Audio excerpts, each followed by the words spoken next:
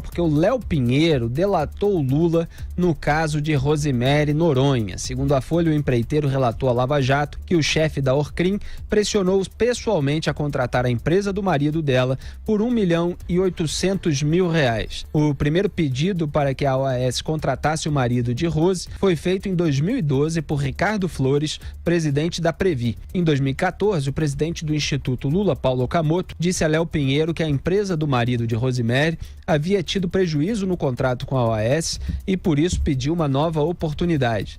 Em outubro de 2014, no encontro com Lula e Paulo Okamoto no Instituto Lula, Léo Pinheiro foi pressionado pelo próprio atual presidiário, que teria se mostrado profundamente irritado com a demora na contratação. É até engraçado, né, Augusto? O Lula fazia a pressão dele e ficava irritado com quem não atendesse a sua pressão. Exato. Em 5 de novembro de 2014, o empreiteiro reuniu-se com Rosemary Noronha e seu marido para garantir que as pendências seriam resolvidas.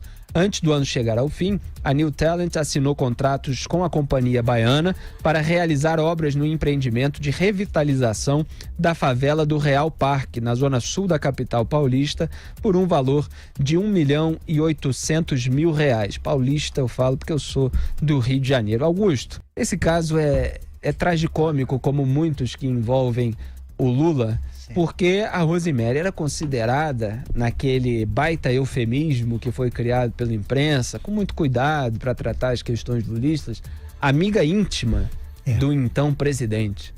Você já viu isso, o sujeito ter uma amiga íntima e fazer pressão para agradar ao marido da amiga íntima? A gente chama em Taquaritinga esse tipo de amiga íntima de amigada mesmo, né? Aqui se chama de amante. Não é codinome não, como no caso da Rose, da Glaze Hoffman. Aqui é amante mesmo. E eu tratei como amante.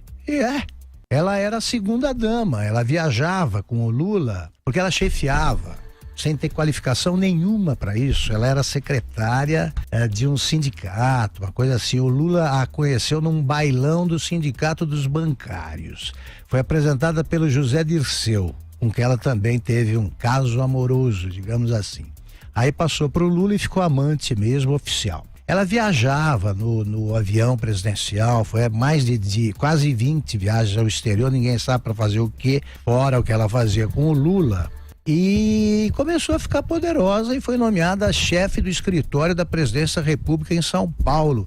Funcionava aqui num prédio do Banco do Brasil, na Avenida Paulista, e mandava baburro, né? Nomeou alguns dos bebês de Rosemary para as agências reguladoras, montou uma quadrilha doméstica aí, traficava a influência.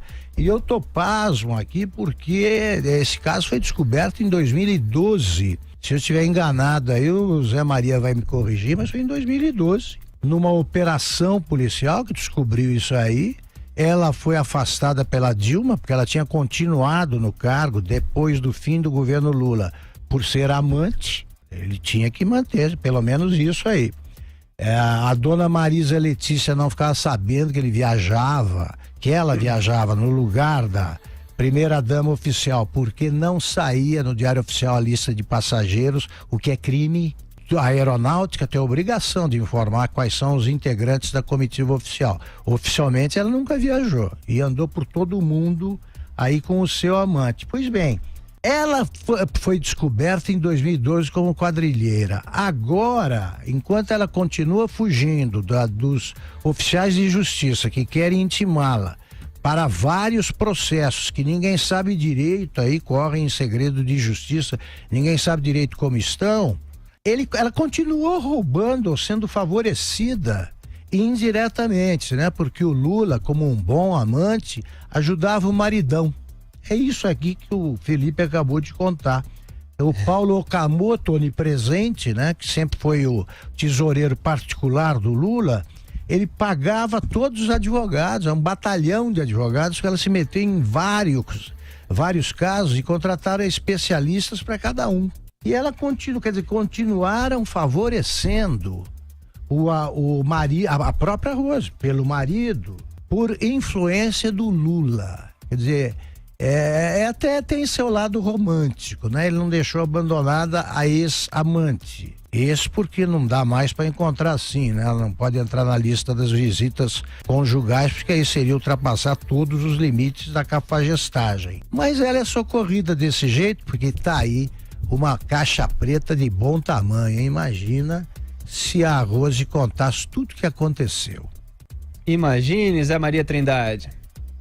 Isso aí é mais um episódio daquela série Se o Palácio Falasse, né? Houve ali, Augusto, uma formação de poder paralelo no governo Lula e ele, para evitar o inevitável, né, que ele tentou evitar essa condenação, ele sabia que estava fazendo algo de errado. Algo não, muitas coisas de errado. Aí ele distribuía as ordens de maneira que os pedidos eram feitos assim, atravessados. E quem pediu pelo marido da Rosemary foi o Ricardo Flores, que era presidente de um fundo de pensão. Foi ele que pediu. Aí a coisa não fluiu e tal. Depois foi preciso o Okamoto e inclusive ali mais próximo de Lula, fazer o pedido.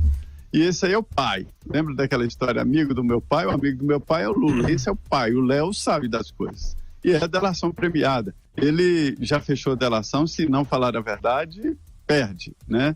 Então ele dizendo exatamente um dos episódios era como era feita a corrupção e a distribuição da propina, que muita gente ainda acha que é caixa 2. Isso não é caixa 2. Isso é 2 alguma coisa, mas caixa 2 não é.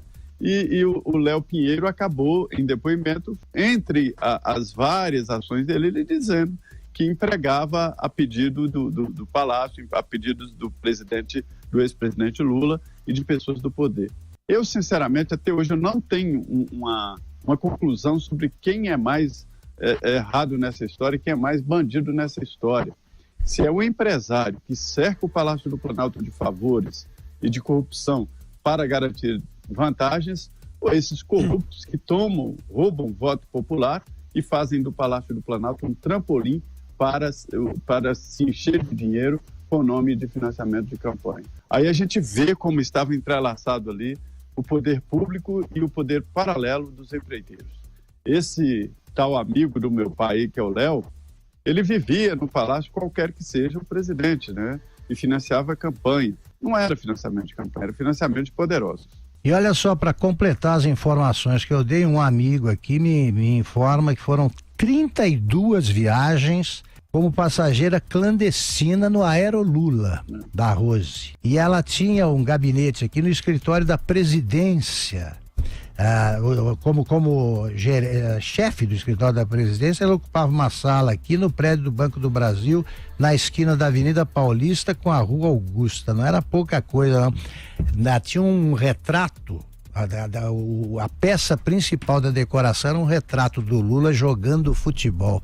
Para ter uma ideia do bom gosto, né, da amante. Agora, o Lula jamais deu uma declaração sobre isso, porque nada lhe foi perguntado, jamais. Os jornalistas, como são todos jornalistas de estimação, né, amestrados, eles só falam pro Lula como é que eles se perguntam como é que ele se sente na cadeia, como é que é ser preso injustamente e tal. Poderiam perguntar alguma coisa da Rose. Pelo menos perguntar se ele tem saudade da Rose. É uma pergunta bonita, de amigo. Mas ela não tem cara de que vai para a fila da prisão lá para ser revistada e fazer visita íntima, não. Ela gosta dos bons momentos, essa é a ideia. Mas, Augusto, o que você pensa? Um sujeito tem lá a mulher como amante. E aí tá fazendo favor pro marido dela. O que é isso? É a contrapartida? É a contrapartida, é clássico, né? Pra você amansar. Amansar o marido, você faz um favor e ele finge que não vê. Será que existe ameaça de se trazer a público informações que não seriam do agrado? Esses caras costumam se satisfazer com dinheiro mesmo. Aí não tem problema, eles nem se dão ao trabalho de atender a patroa 2, 3 vezes por semana. Eles se sentem até bem, tem tempo de sobra e gastam o dinheiro que ganham ilegalmente, né? Que coisa impressionante. Eu achava que isso só acontecesse no interior no século passado. Tá aí. É aquele cara que fala, não, eu tenho uma senhora que eu ajudo. É assim a frase deles. É o que o Lula devia dizer em casa. Fazia isso e ele era tão discreto que contam os passageiros dessas viagens, os demais, que era o seguinte: ela ia discretamente, estava lá, não tinha nada a ver, ficava distante no começo da viagem. Durante a noite ela era obrigada, no começo da noite, passava pelo corredor e ia para os aposentos presidenciais para um despacho que durava a madrugada inteira, porque ela não voltava. Então é discreto, Lula, né? Ninguém sabia. Não sei porque me lembrou aquele filme Proposta Indecente, Pronto, Robert Redford, com Demi Moore e o Woody Harrelson. Né? E aí, embora o oferece... Redford seja mais justificado. Né? O sujeito oferece $1 milhão para dormir com a mulher do cara e tal. Não sei fazer qualquer comparação aqui com um caso específico, mas a gente fica como especulando. O marido da Rose é até mais barato ali, né? Não tem problema, não precisa ser chegar ao $1 milhão. Fala, Zé. Isso me lembra aquela história do cara que chegou e falou assim: olha, para com essa pouca vergonha, dou 15 minutos para vocês acabarem com isso. Isso é uma relação muito estranha. Mas o poder, ele produz algumas, vamos dizer, algumas dificuldades emocionais nas pessoas. De um lado, alguns ficam muito solitários e tal, porque a solidão do poder é uma situação muito complicada. O Gabriel Garcia Marques tratou muito bem disso. O Augusto gosta muito do livro 100 anos de solidão, ele trata muito da solidão do poder, mas por outro lado também ele faz exacerbar facetas ali da personalidade que antes não existiam, que não eram notadas. A pessoa se sente tão importante, se sente tão indispensável, que chega a esse ponto ridículo, né? A essa situação estranha, e para um presidente da República e para um pai de família qualquer. Isso, como Augusto diz, é coisa do século passado. Dou 15 minutos para acabar com isso, é ótimo, hein, Zé Maria? Hoje está tão fácil, não cabe mais esse tipo de relação.